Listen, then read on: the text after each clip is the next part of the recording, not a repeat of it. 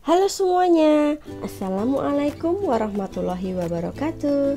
Jumpa lagi di channel Ruang Belajar, channel yang membagikan materi seputar pembelajaran bahasa Indonesia. Pada pertemuan kali ini kita akan membahas bagaimana cara menuangkan gagasan, pikiran, atau pendapat dalam pidato sesuai dengan kompetensi dasar 4.1. Tujuan pembelajarannya adalah setelah menyimak video ini diharapkan siswa dapat menuangkan gagasan, pikiran, arahan, atau pesan dalam pidato, menyusun teks pidato secara lisan maupun tulisan, dan menyajikan teks pidato secara lisan. Oke, langsung saja kita mulai penjelasan materinya.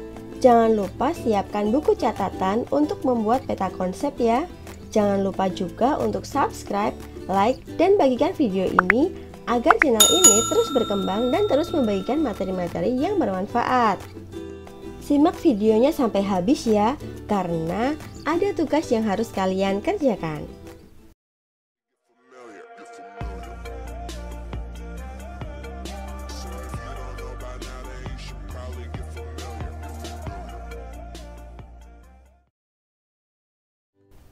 Ada 3 materi pembelajaran yang akan kita bahas pada video kali ini.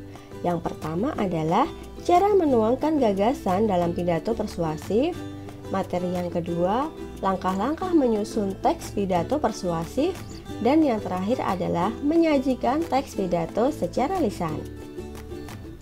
Mari kita ingat kembali, pidato persuasif merupakan pidato yang bertujuan untuk mempengaruhi pendengar atau audiens agar melakukan atau memberikan perhatian mereka terhadap anjuran yang disarankan dalam tujuan penyampaian pidato tersebut.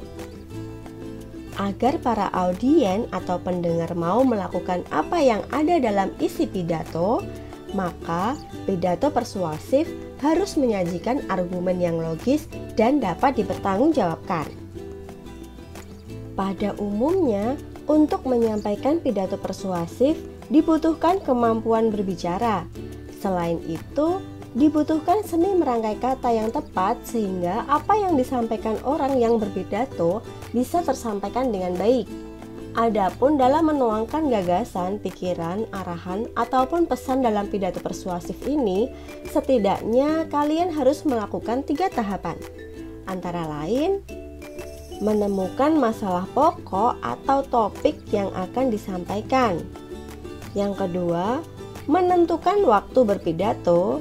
Dan yang ketiga, menentukan pokok-pokok pikiran atau alasan untuk meyakinkan audiens. Contohnya, pidato tentang pengolahan sampah. Bisa kita buat pokok pikiran. Yang pertama, sampah harus dipilah. Yang kedua, sampah bisa dimanfaatkan. Yang ketiga, sampah menghasilkan. Setelah gagasan dan pikiran dituangkan dalam pokok-pokok pikiran pidato, langkah selanjutnya adalah menyusun teks yang akan disampaikan dalam pidato. Ada 5 langkah mudah menyusun teks pidato. Yang pertama adalah menentukan tema atau pokok pidato. Yang kedua, mendaftar pokok-pokok pidato. Yang ketiga, menentukan tujuan pidato. Yang keempat, menyusun kerangka pidato. Dan yang terakhir adalah mengembangkan kerangka pidato. Mari kita bahas satu persatu. Langkah-langkah menyusun teks pidato yang pertama adalah menentukan tema atau pokok pidato.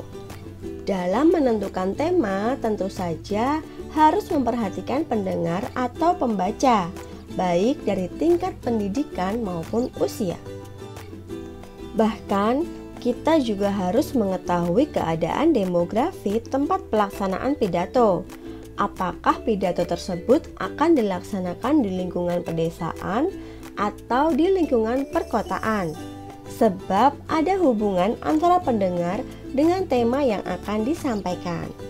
Contohnya, bagi kalangan remaja, kita bisa mengambil tema atau pokok pidato tentang bahaya narkoba, bahaya merokok, tips belajar efektif, dan sebagainya.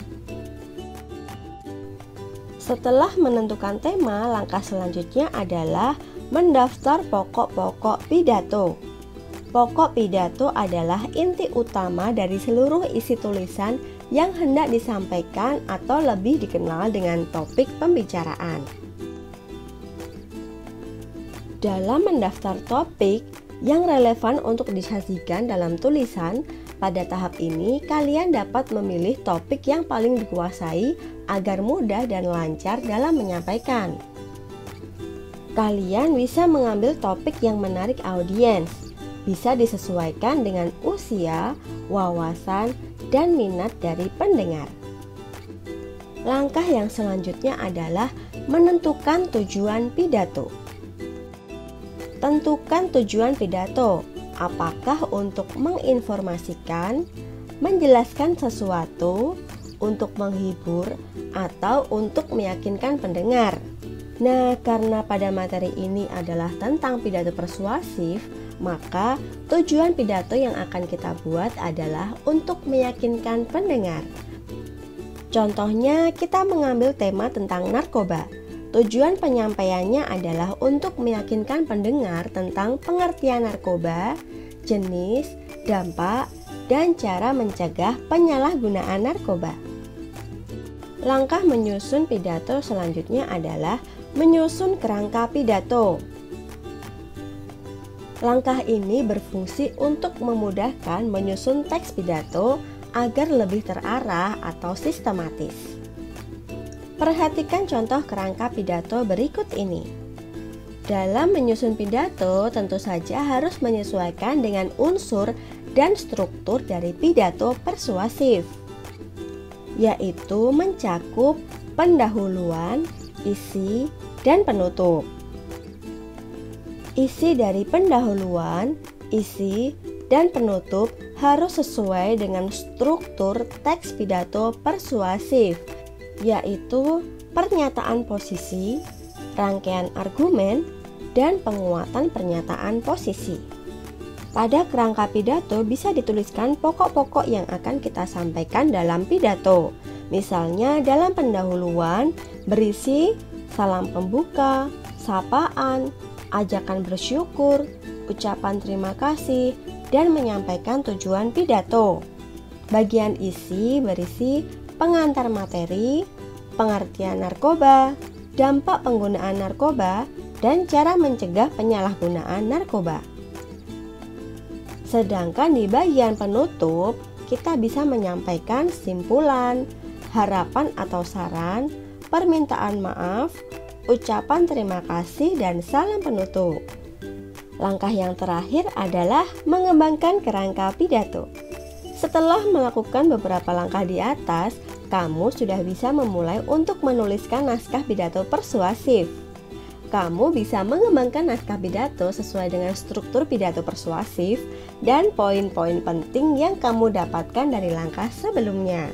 Dalam mengembangkan kerangka pidato atau menyusun teks pidato, hendaknya menggunakan kata-kata yang tepat, menggunakan kalimat yang efektif, menggunakan istilah-istilah, menggunakan gaya bahasa yang dikendaki, dan menggunakan ungkapan-ungkapan untuk meyakinkan pendengar.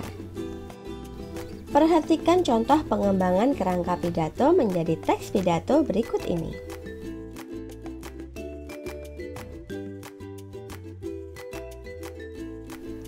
Setelah naskah pidato selesai dibuat, jangan lupa untuk menelitinya lagi ya. Kalau kamu sudah yakin, kamu bisa langsung berlatih untuk menyampaikan pidato yang kamu buat tersebut. Ada 4 metode penyampaian pidato. Yang pertama adalah pidato impromptu atau pidato serta-merta. Pidato ini adalah pidato tanpa persiapan. Metode ini menuntut pengetahuan dan kemahiran berbicara. Metode yang kedua adalah metode ekstemporan. Pada metode ini, pembicara membawa catatan kecil atau catatan penting. Biasanya hanya berupa urutan materi yang akan disampaikan. Metode yang ketiga yaitu metode menghafal. Metode ini Sebelum berpidato, pembicara menghafal naskah yang telah dibuat sebelumnya.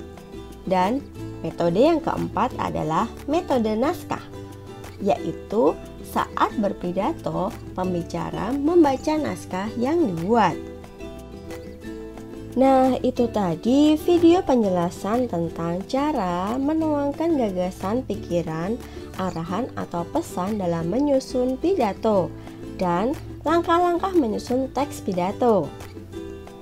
Sekarang kalian sudah paham bukan? Untuk selanjutnya, berlatihlah menyusun teks pidato persuasif dengan mengikuti langkah-langkah yang sudah Ibu sampaikan tadi ya. Buatlah kerangka pidato persuasif terlebih dahulu dengan memilih salah satu tema berikut ini.